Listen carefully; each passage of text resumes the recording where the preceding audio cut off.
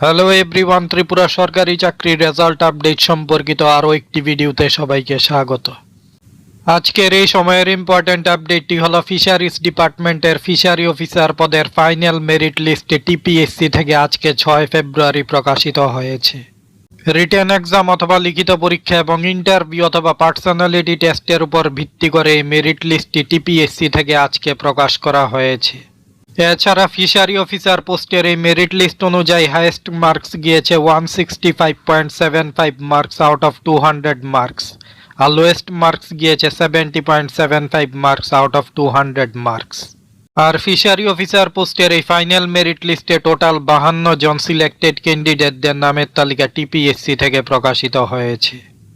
তো এই ছিল টিপিএসসি থেকে প্রকাশিত ফিশারি অফিসার পোস্টের ফাইনাল মেরিট লিস্টে সম্পর্কিত ইম্পর্ট্যান্ট আপডেট।